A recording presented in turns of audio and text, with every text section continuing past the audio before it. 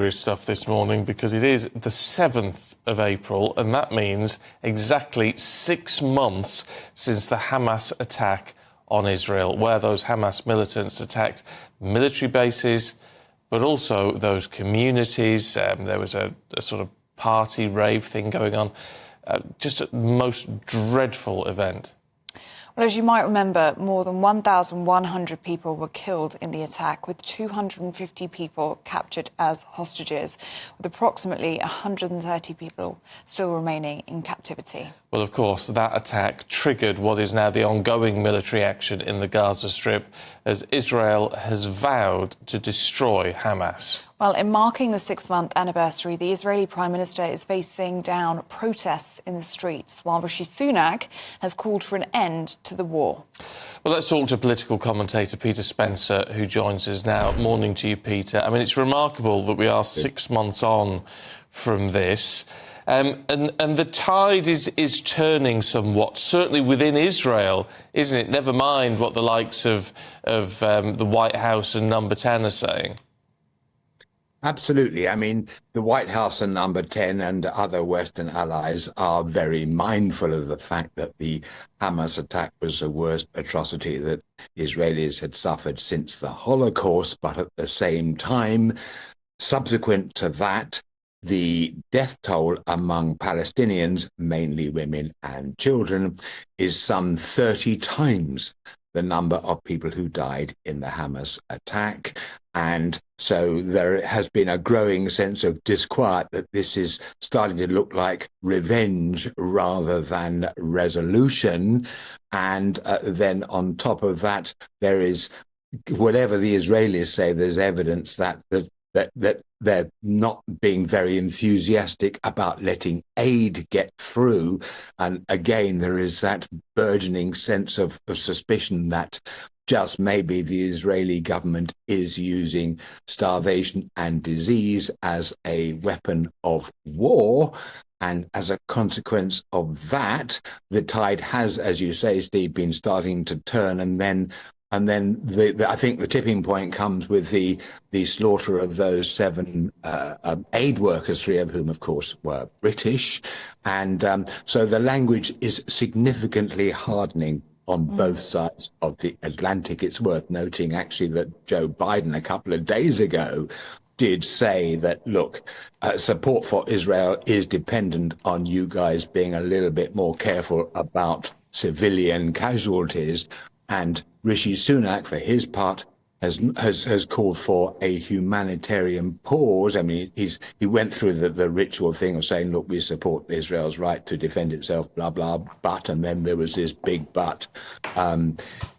We are mindful, he said, we're shocked and appalled by the civilian casualty toll, and also we're straining every sinew to get aid in, and implication being you guys aren't exactly helping.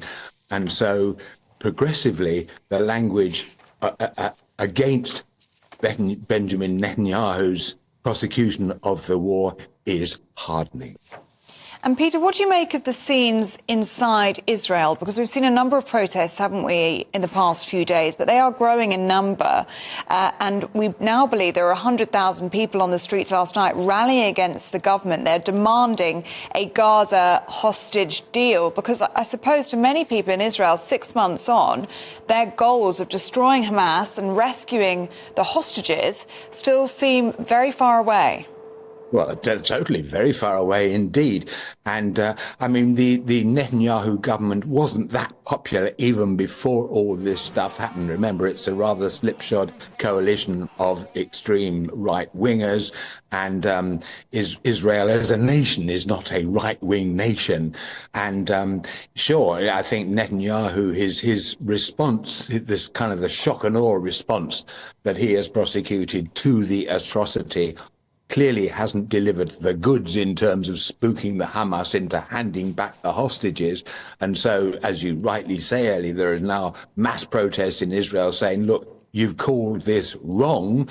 And of course, the response to that from Netanyahu seems to be to just dig his heels in yet further, because his own political career is very much on the line here.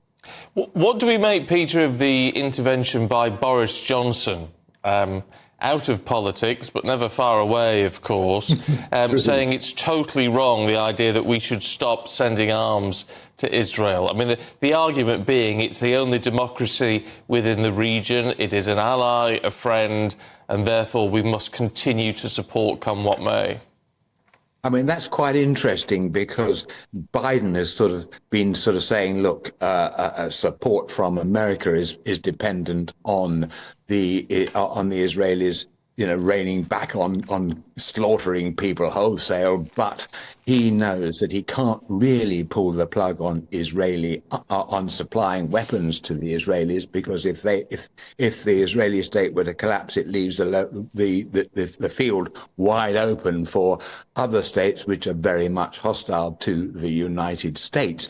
When it comes to the row within Britain, it is to be noted actually that the problem of Israeli/Palestinian support is something that has bedeviled the Labour Party for months, is now spilling over into the Conservative Party. We had Boris Johnson saying, look, just keep it flowing, guys. But we also had a clutch of Tory peers saying, and Tory MPs saying, look, we want to sort of stop supplying these guys with arms because of the fact they're being too brutal with them.